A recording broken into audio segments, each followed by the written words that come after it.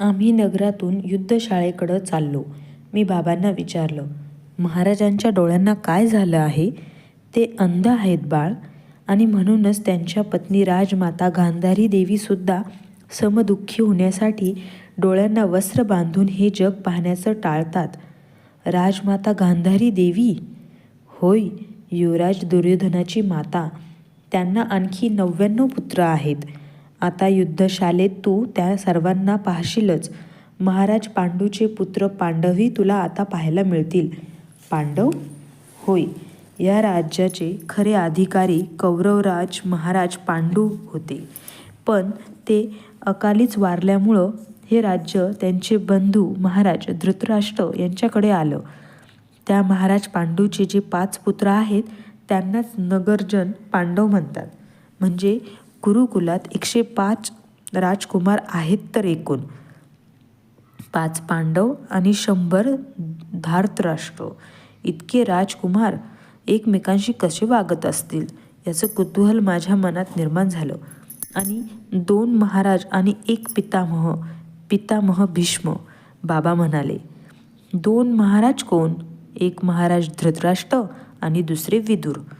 विदुर महाराज कसे? मघाशी तर तुम्ही त्यांना गुरुदेव म्हणालात.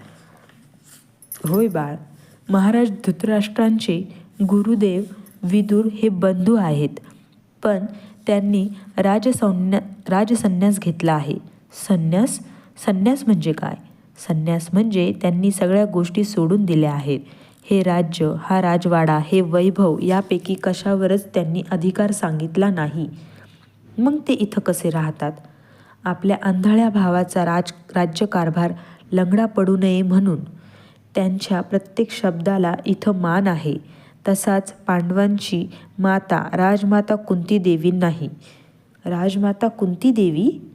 मी काहीतरी प्रश्न विचारणार होतो. इतक्यात कडेच्या कुंजातून एक कोकिळ जोरजोरानं कुहू कुहू करीत अशोकाच्या झाडावरून भरकन उडाला आणि आमच्या डोक्यावरून निघूनही गेला. मी त्याच्याकडं पाहिलं. मला भगदत्ताची आठवण झाली. तो एकदा म्हणाला होता की सप्तस्वरांत ताना मारणारा कोकिळ कावळीच्या घरट्यात वाढत असतो, कारण त्याच्या आईनंच त्याला कावळीच्या घरट्यात जन्म घ्यायला लावलेलं असतं. किती वेडा आहे भगदत्त. अरे, कोकिळ कुठं वाढतो याच्याशी काय करायचं आहे? योग्य काल येताच आसमंत दणानून सोडणारी त्याची तान ऐकू आली म्हणजे झालं. चालत चालत आम्ही एका भव्य मंदिराजवळ आलो. ते मंदिर भगवान विष्णूंचं होतं. त्याचा कळस सोन्याचा होता. मावळत्या किरणात तो कळस आकाशाच्या निळ्या पार्श्वभूमीवर झळाळत होता. सोनेरी किरण परावर्तित होत होते. महाराजांनीच तो कळस बसविला आहे. त्या कळसाकडं बोट दाखवीत बाबा म्हणाले. मी विचार करू लागलो. या मंदिराला सोन्याचा कळस बसविणारा इथला राजा आंधळा आहे.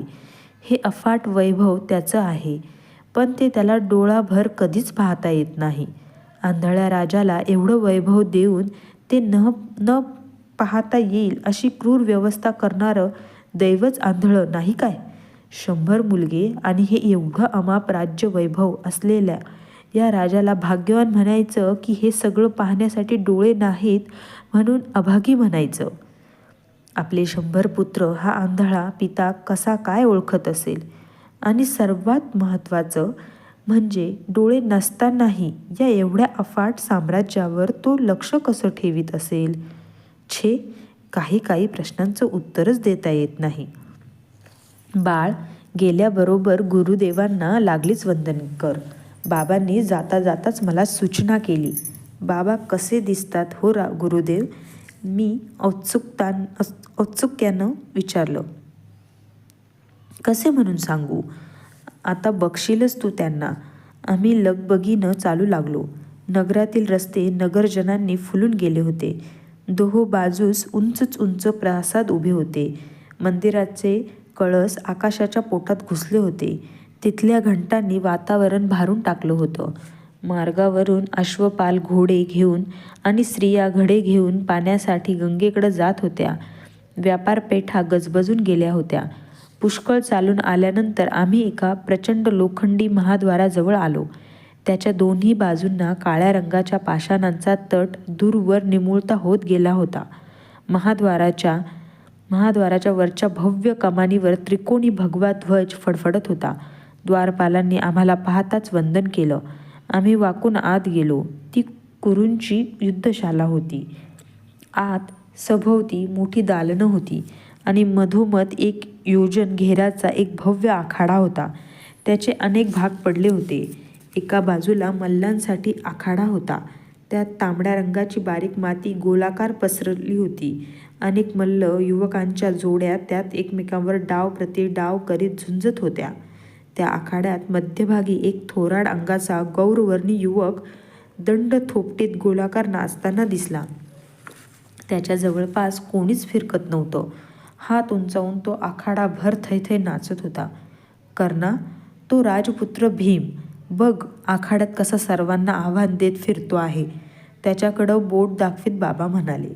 दुसऱ्या बाजूला अश्वारोहणासाठी भव्य जागा मोकळी सोडली होती. त्या जागेत घोड्यांना रांगेत धावता यावं म्हणून चकोऱ्या आखल्या होत्या. त्यांना धावताना सतत अडथळा व्हावा म्हणून जागजागी खंदक खणले होते. काही खंदक पाण्यानं भरलेले होते. ठिकठिकाणी उंच उंच कुंपण उभी केली होती.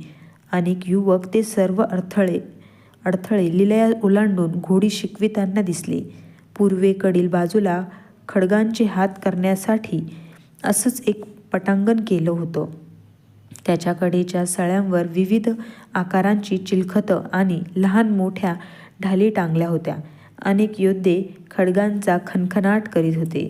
एकमेकांवर दात ओठ खात तुटून पडत होते. पश्चिमेच्या बाजूला त्याच आकाराचे एक गोलाकार पटांगण होतं. गदेच्या सरावासाठी त्यात काही युवक गदा पेलत होते. गर्जना करीत मंडल घेत होते. शूल, तोमर, शतघ्नी यांसाठी लहान मोठी अशी अनेक क्रीडांगणं त्या भव्य जागेत तयार केली होती. सभोवतीची दगडी दालनं अनेकविध शस्त्रास्त्रांनी ठासून भरली होती. त्या आखाड्यावर कुठूनही पाहिलं तरी अगदी मध्यावर दिसेल असा एक उंच व लांब रुंद असा लक्ष वेधाचा दगडी चौथरा होता. त्या चौथऱ्यावर निरनिराळ्या आकारांची फुलांनी सजवलेली धनुष्य मांडली होती. एका बाजूला बाणांचे असंख्य भाते मांडून ठेवले होते. समोर अनेक लक्ष ठेवली होती. त्या चौथऱ्यावर एक सावळ्या रंगाचा युवक वीरासन घालून उजव्या पायाच्या चवड्यावर शरीर पेलून बसला होता. हातातील धनुष्याची प्रत्यंचा त्यानं कानापर्यंत खेचली होती. एक डोळा मिटून दुसऱ्या डोळ्याची बाहुली त्यानं बाणाच्या टोकासमोर स्थिर केली होती. त्याच्याजवळ एक सैलसर वस्त्र घातलेला, शुभ्र दाढी असलेला, डोक्यावरचे केस एकत्र बांधलेला उंच असा एक वृद्ध उभा होता. त्याची मुद्रा नदीच्या डोहासारखी शांत होती. त्या सावळ्या युवकाच्या प्रत्यंचेवरचा हात त्यानं सरळ केला. काहीतरी तो त्याला समजावून सांगू लागला. युवक ते लक्षपूर्वक ऐकत होता. बाबा त्या युवकाकडे बोट दाखवीत म्हणाले, बाळा, तोच तो पांडुपुत्र धनुर्धर राजकुमार अर्जुन. आणि त्याला सूचना करताहेत तेच ते पूजनीय गुरुदेव द्रोण. धनुर्धर अर्जुन? असे ना का?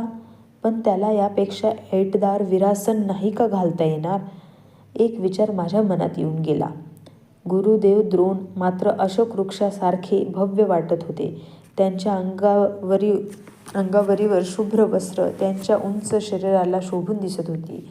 आम्ही आखाड्यातील मार्गानं चौथऱ्याकडे चालू लागलो. भोवतीची पटांगणं पाहून उगाच अंगातील उष्णता आपोआप वाढत असल्यासारखं मला वाटायला लागलं. आपणही आता उतरावं नि मंडलं घेत आवेशानं गदेचे नि खडगांचे प्रहार समोरच्या प्रतिस्पर्ध्यावर करावेत. आपणही नाठाळ घोड्यांना नमवून त्यांच्या तोंडातून फेस येईपर्यंत त्यांना दामटावं. हत्तीची सोंड धरून त्याला पिसळावावा आणि त्याला दमवून शेवटी त्याच्या पाठीवर आरूढ व्हावं. चौथऱ्यावर बसलेल्या त्या युवकाला दंडाला धरून उठवावं नि वीरासन कसं ऐटदार घालायला हवं हे एकदा नीटपणं त्याला दाखवून द्यावं. मल्लविद्येच्या आखाड्यात उगाच रानवट रेड्यासारख्या फेऱ्या मारणाऱ्या त्या दांडगट भीमाशी हौदा खेळून त्याची रगही जिरवावी. आम्ही धनुर्विद्येच्या त्या उंच चौथऱ्यावर आलो. वर बसलेल्या राजकुमार अर्जुनानं एक बाण सोडला. समोरच्या दूरवरच्या लाकडी लक्षात तो सपकन घुसला. गुरुवर्य द्रोणांनी त्याच्या पाठीवर एकदम थाप मारली आणि ते आनंदाने गरजले, साधू अर्जुना, पण जवळ जाऊन तुझा तो सूचीपर्ण बाण लक्षात कितपत घुसला आहे ते नीट पहा. अर्जुन आज्ञाधारकपणे उठला आणि दमदार पावलं टाकीत लक्ष्याच्या दिशेनं निघून गेला. इतक्यात बाबा पुढे झाले. चौथऱ्याखालीच उभं राहून त्यांनी गुरुवर्य द्रोणांना वंदन केलं. मी गुरुवर्य द्रोणांकडं पाहिलं. ते पश्चिमेकडं तोंड करून उभे होते. संध्याकाळची मावळती किरणं त्यांच्या दाट शुभ्र दाढीवर पडल्यामुळं ती रुपेरीच रंगात चमकत होती. दाढीचे भरगच्च लांबसडक केस सरळ पोटापर्यंत उतरले होते. त्यातील काही बटा वाऱ्यामुळे इकडं तिकडं भुरभुर उडत होत्या. कपाळावर, दंडावर आणि उघड्या पोटावर भस्माचे पट्टे होते. भव्य कपाळावर वार्धक्यामुळं आठ्यांचे जाळं पसरलं होतं. नाक सरळनी तरतरीत होतं. त्यांच्या भुवयासुद्धा पांढऱ्या शुभ्र होत्या. त्या खालचे डोळे मात्र विलक्षण आत्मविश्वासानं तळपत होते. तरीही त्यात शांतता होती. मोठ्या आदरानं वाकून मी त्यांना वंदन केलं. त्या गुरुवर्यांच्या देखरेखीखालीच माझं युद्धशास्त्राचं अध्ययन व्हावं अशी बाबांची इच्छा होती. हा माझा पुत्र कर्ण, बाबांनी त्यांना सांगितलं. माझी फार मोठी अपेक्षा होती की माझ्या कानांतील कुंडलांबद्दल ते आता मला काहीतरी विचारतील, पण निर्विकारपणं ते नुसतेच म्हणाले, तुझा पुत्र अधिरथा? मग आज युद्धशालेत कसं काय आणलंस त्याला? आपल्या चरणावर घालण्यासाठी. माझ्या चरणावर कशासाठी? राजकुमारांबरोबर यालाही थोडंसं युद्धविद्येचं शिक्षण मिळालं तर? राजकुमारांबरोबर? अधिरथा, युद्धविद्या हे केवळ क्षत्रियांचं कर्तव्य आहे. तुझ्या पुत्राला हवं तर या युद्धशालेत शिष्य कर, कृपांच्या पथकात. पण त्याला राजकुमारांबरोबर कसं येईल शिकता? बाबांचा चेहरा क्षणकाल काळवंडला. काय बोलावं तेच त्यांना थोडा वेळ समजेना. शेवटी ते कसं तरी म्हणाले, जशी आज्ञा गुरुदेव. गुरुदेवांना परत वंदन करून आम्ही परतू लागलो. वाटेत राजकुमार अर्जुन लक्षातील बाण काढून परतताना आम्हाला भेटला. मी त्याला निरखून पाहिलं. त्याचा रंग आकाशासारखा निळसर होता. हनुवटी भाल्याच्या टोकासारखी निमुळती होती. त्याचे पानेदार डोळे दोन्ही कानशिलांकडं निमुळते होत गेले होते. त्याचं नाक सरळ तरतरीत होतं. कपाळ थाळीसारखं भव्य होतं. भुवया रेखीव होत्या. त्याचा सगळा चेहराच कमालीचा बोलका होता. घंटेसारखा मधुर आवाज काढीत त्यानं बाबांना विचारलं, काय काका, आजच आलात काय चंपानगरीहून?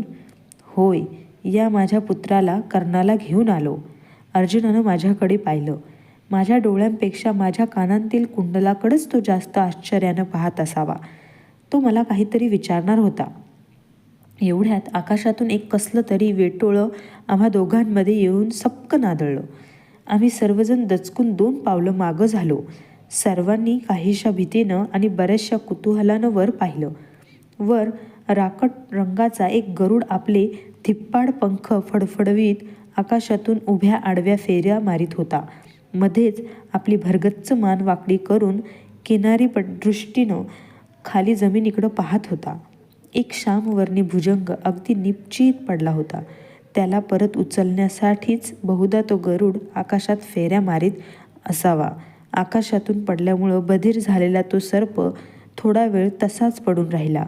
पण क्षणभरातच वळवळत त्यानं हाताच्या पंजासारखी फणा काढली.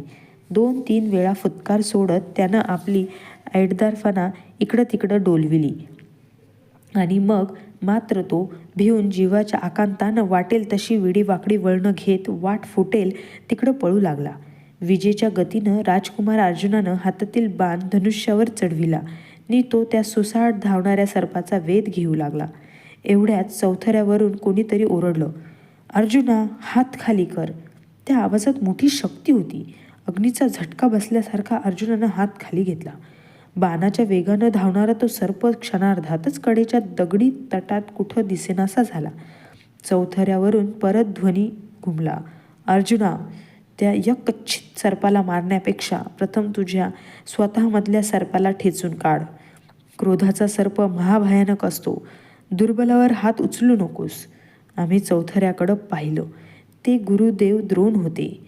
एक उंच पण अत्यंत सौम्य चेहऱ्याचा युवक लगबगीनं अर्जुनाजवळ आला.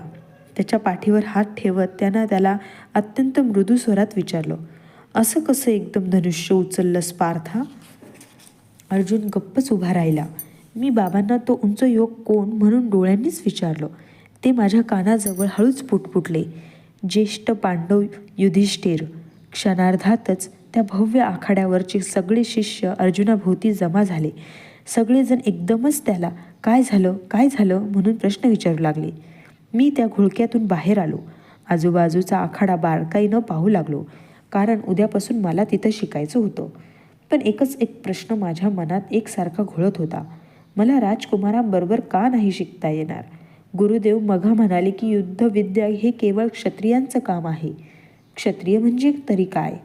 मी क्षत्रिय नाही काय? आणि नसल्यास होऊ शकणार नाही काय? माझं आणि शोणाचं नाव शाळेत नोंदवून आम्ही त्या भव्य महाद्वाराबाहेर आलो. बाबा काहीच बोलत नव्हते. शेवटी मीच त्यांना विचारलं, बाबा, मला का नाही राजपुत्रांबरोबर शिकता येणार? कारण तू क्षत्रिय नाहीस बाळा. ते म्हणाले, क्षत्रिय म्हणजे काय? जो कुलात जन्म घेतो तो क्षत्रिय. तू एका सूत कुलात जन्मलं आहेस बाळ. समजावणीसाठी त्यांनी माझा खांदा हळुवारपणं थोपटला. राजकुलात जन्मणाऱ्यांना काय सहस्र हात असतात, त्यांनाच काय एवढं महत्त्व? तुला कळायचं नाही ते. उद्यापासून नियमितपणं या शाळेत येत जा. जे मिळेल ते शिकत जा. त्यांच्या उत्तरानं माझं समाधान झालं नाही. माझं मन वेड्यासारखं महाराज धृतराष्ट्र आणि गुरुदेव द्रोण यांची तुलना करू लागलं. प्रेमभरानं माझा चेहरा आपल्या उंजळीत घेऊन आपल्या नसलेल्या डोळ्यांनी माझी कुंडलं पाहण्याचा प्रयत्न करणारे या हस्तिनापूरचे महाराज धृतराष्ट्र कुणीकडं आणि माझ्या सुंदर कुंडलांचा साधा निर्देशसुद्धा न करणारे हे गुरुवर्य द्रोण कुणीकडं? खरोखरच या महाराजांपेक्षा हे गुरुदेव कितीतरी वेगळे वाटतात. काय तर म्हणे, दुर्बलावर हात उचलू नकोस. सर्पाला दुर्बल म्हणणारे हे कौरवांचे गुरुदेव शहाणे की व्यवहार शून्य? त्यांना माहीत नव्हतं काय की तोच काळा सर्प क्षणार्धात त्या राजपुत्र अर्जुनाला काळा निळा करू शकला असता. अर्जुन आणि माझ्यात एक सर्प पडावा ही घटना मात्र अशुभच नव्हती काय? छे, तरी किती विचित्र असतं. तो केवळ एक योगायोग होता. पण गरुडाला पाहिलं की मला तो शोणाचा प्रश्न नेहमीच होता तसा आठवत होता. दादा, तू जाशील का रे गरुड पक्षासारखं उंच उंच? वेड्या शोणा, मी प्रत्यक्ष पाहिलं आहे की कधी त्या गरुडाला सुद्धा आपल्या भक्ष्याच्या शोधासाठी कावळ्यासारखं या धरतीभोवतीच घोटाळावं लागतं. नाहीपेक्षा तो नक्कीच आकाशात नेहमी उंच राहिला असता. आम्ही राजवाड्यावर परत आलो. आमची वाट पाहत शोण तसाच दालनात बसला होता. त्याच्या शेजारीच अमात्य वृषवर्मा उभे होते. संध्याकाळची धुसर छटा त्या सगळ्या राजवाड्यात पडल्यामुळं तो आकाशासारखा भव्य पण उदास वाटत होता. मी, अमात्य, बाबा आणि शोण राजवाड्याच्या दक्षिण दिशेच्या एका दालनात गेलो. बाबा त्या दालनात राहत असत. त्या दालनाला पूर्वेकडच्या बाजूला एक गवाक्ष होतं. त्याच्यातून मी बाहेर डोकावून पाहिलं. दूरवर युद्धशालेच्या भव्य आखाड्याभोवती दगडी तट अस्पष्ट दिसत होता. त्याला वळसा घालून गंगेचं पात्र शांतपणे वाहत होतं. सगळं हस्तिनापूर दिवसभर खेळून दमलेलं एखादं लहान मूल जसं झोपी जातं तसं हळूहळू शांत होऊ लागलं होतं. एक सेवक आत आला आणि त्यानं हातातील पलित्यानं कोपऱ्यातील इगुंदीचं तेल घातलेली मोठी दगडी समई पेटवली. अमात्य, बाबा आणि शोण यांचे अस्पष्ट चेहरे उजळून निघाले. सूतराज, काय झालं? नाव नोंद केलं का तुमच्या पुत्रांचं? अमात्यांनी आस्थेनं बाबांना विचारलं. होय, बाबांनी नुसतंच उत्तर दिलं. त्यांचं मन कसल्या तरी सखोल विचारात गुंतलं असावं. ठीक आहे, तुम्हाला जे लागेल त्याची सूचना बाहेरच्या सेवकाला द्या. मी येतो आता. अमात्य निघून गेले. पाकशालेतून एक सेवक आमचं भोजन घेऊन आला. भोजन करून आम्ही बोलत बसलो. नेहमीच्या सवयीप्रमाणे शोण अनेक प्रश्न विचारित होता, पण माझं त्याच्या प्रश्नांकडं मुळीच लक्ष नव्हतं. मंचकावर बसल्या बसल्या मी कोपऱ्यातील दगडी समयेतील इवल्याशा ज्योतीकडं पाहत होतो. जे प्रकाशमय होतं त्या सर्वांची मला अशीच विलक्षण ओढ वाटे. त्या ज्योतीकडं पाहता पाहताच घडलेल्या घटना एका मागोमाग एक अशा डोळ्यांपुढं उभ्या राहिल्या.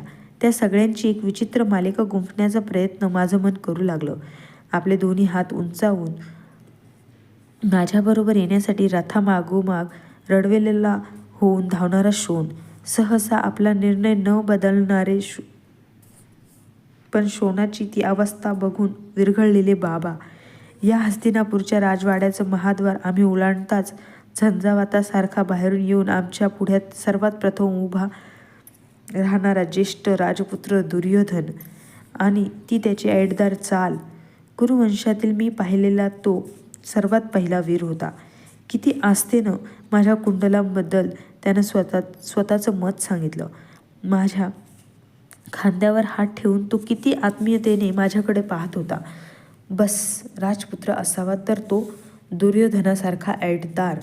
माझा चेहरा उंजळीत घेऊन तो आपल्या हाताच्या स्पर्शानं पाहणारे त्याचे वडील महाराज धृतराष्ट्र, राजवाड्याच्या समोरील तलावातल्या शुभ्र कमळासारखे दिसणारे विदुर, आम्हाला इथपर्यंत पोचवायला येणारे कौरवांच्या अफाट साम्राज्याच्या अमात्य वृषवर्मा, आपल्या तालात वेड लागल्यासारखा मल्लविद्येच्या आखाड्यात एक पाय वर करून मंडल घेणारा भीम, वेंधळ्यासारखं विरासन घालून धनुर्धराचा आव आणणारा अर्जुन, ज्यांचा मनाचा काहीच थांगपत्ता लागत नव्हता ते सागरासारखे गुरुवर्य द्रोण, लहान वयातच प्रौढासारखा बोलणारा युधिष्ठिर. माझं मन चाळा म्हणून उगाच युवराज दुर्योधन आणि अर्जुन, महाराज धृतराष्ट्र आणि गुरुदेव द्रोण, विदुर आणि युधिष्ठिर यांची तुलना करण्याचा प्रयत्न करू लागलं. पण त्या कुणाचीच एकमेकांशी तुलना होत नव्हती. सगळे कसे स्वतंत्र आणि आपलं असं वेगळंच अस्तित्व असलेले होते. जगात किती प्रकारची आणि कशा स्वभावाची माणसं आहेत कोण जाणे. कुणाच्या कल्पनेतून ती निर्माण होतात, कशासाठी ती निर्माण होतात. या जगाचा तो कल्पक कारागीर तरी कोण आहे. त्याचा हे सगळे मासले निर्माण करण्यात काय हेतू असावा. कारण एकासारखा दुसरा इथं दिसत नाही आणि दिसला तरी असत नाही. छे, या प्रश्नांची कधीच आणि कुणालाही संगतवार उत्तर देता येणार नाहीत. समोरच्या दगडी समयीतील इंगुदीचं तेल आता संपत आलं होतं. तिची ज्योत मंदावत होती. शोण केव्हाच झोपी गेला होता. दिवसभराच्या प्रवासानं आणि राजनगरीतल्या पायपिटीनं थकलेले बाबाही निद्राधीन झाले होते. मी हळूच उठलो आणि विझू पाहणाऱ्या त्या ज्योतीवर एक हळुवार फुंकार घातली. त्या विझणाऱ्या बातीतील तेलाचा जळकट धूर माझ्या नाकाला जाणवला. मंचकावर येऊन आडवा झालो. तो माझा हस्तिनापुरातला पहिलाच दिवस होता. स्मृती ही अतिथीसारखी लहरी असावी. ती केव्हाही मनाच्या द्वारात येऊन उभी राहू शकते. मला एकदम राधा मातेची आठवण झाली. आज ती चंपानगरीतल्या आमच्या पर्णकुटीत एकटीच असणार या जाणीवेनं मी अस्वस्थ झालो. सगळी पर्णकुटी दिवसभर तिला खायला उठली असेल. मी तिथं नाही हे विसरून तिनं नेहमीप्रमाणे वसू वसू म्हणून मला अनेक वेळा हाका मारल्या असतील. खरोखरीच आईचं मन म्हणजे त्रिभुवनातल्या सगळ्या प्रेमाचं आगरच नाही काय.